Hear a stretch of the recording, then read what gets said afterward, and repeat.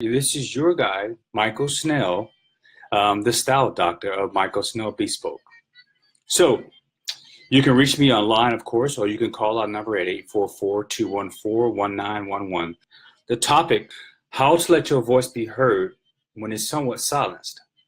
If your voice is silenced for any particular reason, whether it's a physical issue, whether it's or whether you're being oppressed from not being able to speak up about a particular issue, your voice is still important. There are other ways that you can get your message out other than speaking. Nonverbal communication, where you see me do this, you see me do this. These are all important tools of communicating as well. So one of the tips I told him was to slow down here and also slow down here. So before you start talking, slow down. And he asked me, okay, if I slow down, there's going to be a pause. I said, that's when you use your nonverbal communication, like a smile or or you say, okay. That way, you're using those techniques to get your thoughts together, which most people who have speaking problems have their thoughts together. But when it comes to articulating those thoughts, that's when it becomes kind of rampant, or it comes out kind of choppy for us. I'm constantly mastering one of my inabilities. That is called, having drive. That's called, perseverance. That's called, being a survivor. Those are the things, those are necessary too. See, these are the things that, a complete gentleman addresses. But we all are here for a purpose.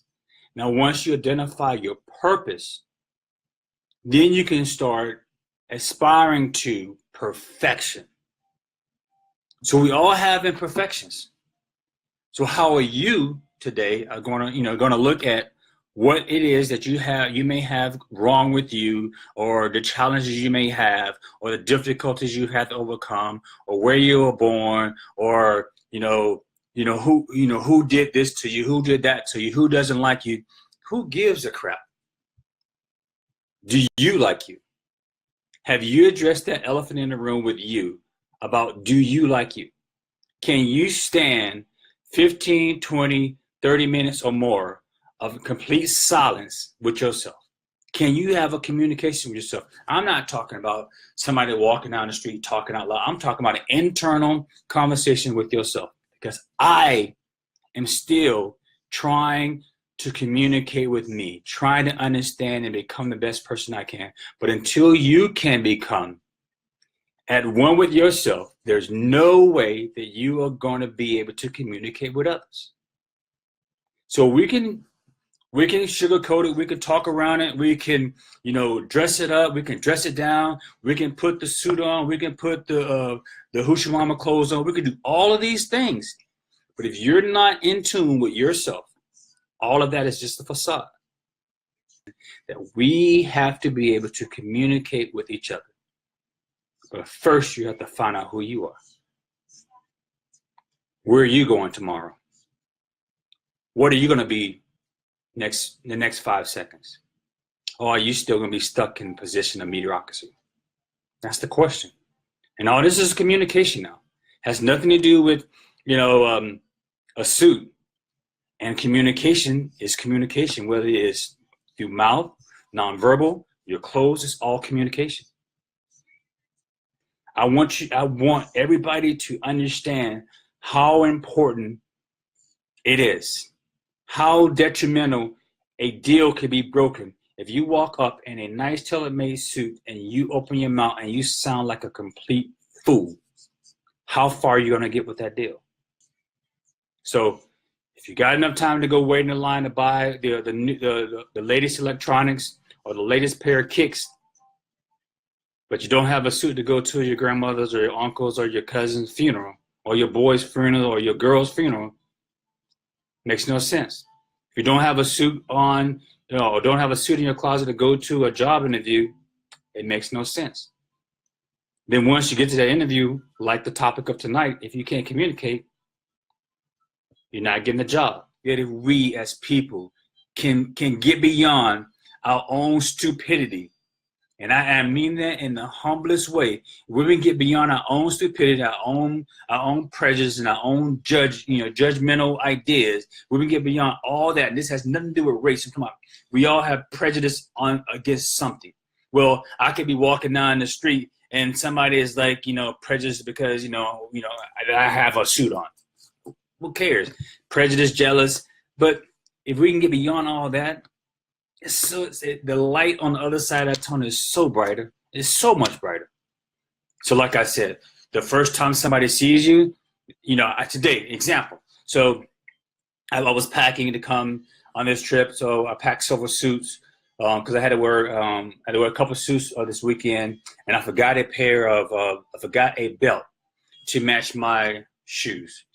Okay, so I got here and the suit I wanted to wear, or that I am wearing, that I made a decision that I'm wearing, I didn't have the belt for it. So I'm dressed in some jeans, a shirt, and I that's my travel clothes. And I ran out to the store, and I went to this brick and mortar store, and I said, "Hey, sir, I'm looking for some belts. Could you assist me?"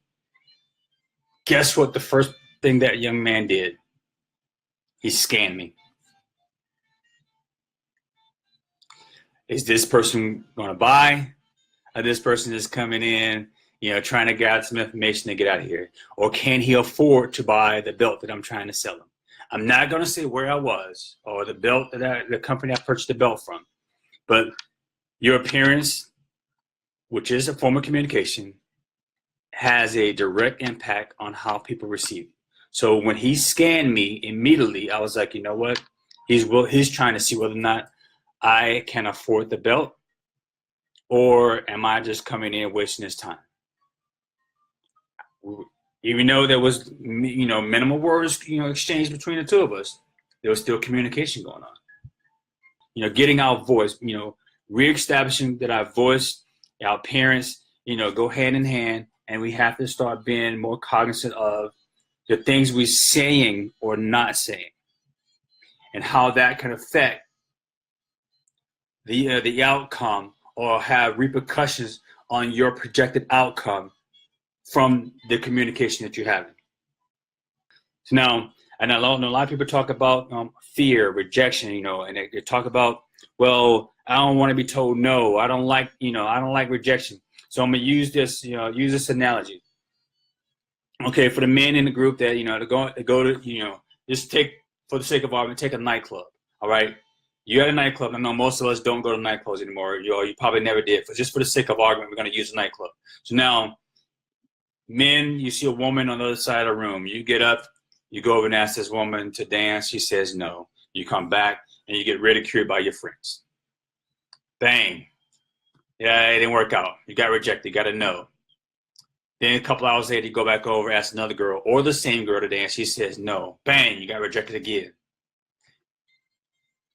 We keep trying, or I should say, we kept trying, but now we've stopped trying. So just, dating is just a metaphor of what I'm trying, I'm using the dating aspect as a metaphor. It's bigger than just dating. I'm trying to say that every time we go somewhere, we do something, and we get knocked down, or we're being told no, it's use that, that man walking over, that female asking somebody for something. Use those no's that you've received as a catapult to get you beyond that no into that yes. But if we keep stopping at that no, we're never going to get to that yes. Everybody told me there's no way you can start a clothing company. You have no form of background in clothes. Yes, you dress well, but you have no form of background in clothes. There's nowhere you can write. Guess what? I wasn't a great writer, and I'm still not a great writer. But I still don't let that stop me from me trying to achieve my yes or my goal.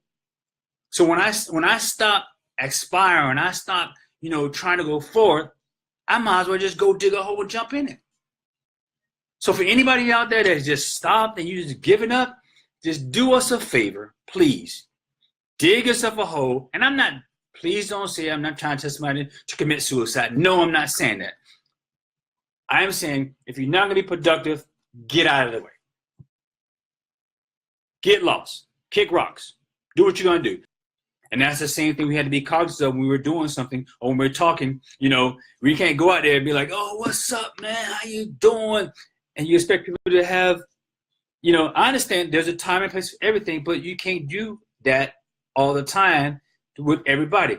Now, whatever your motivation is or whatever you're trying to accomplish or whatever you're doing, it could be something monetarily, it could be something, it could be a vehicle, it could be a house, it could be a promotion, it could be a what is it called? Creating a new company. It could be anything that you're trying to create or you're trying to accomplish.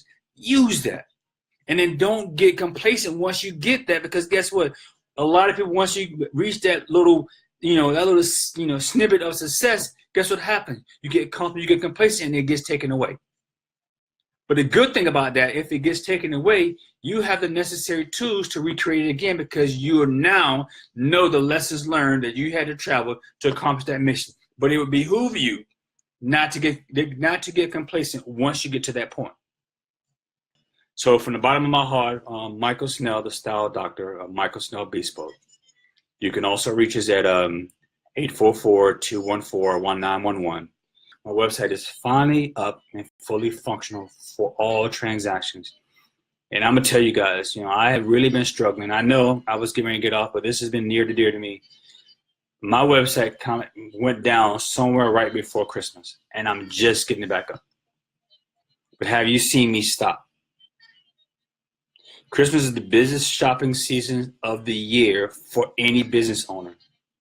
But I still been out here grinding, putting out content, working diligently to provide a quality product to everybody that I come in contact with, whether it be a conversation, whether it be a garment, whether it be a shoe, whether it be a bracelet, whether it be a necktie, regardless of what it is. I refuse to be outworked.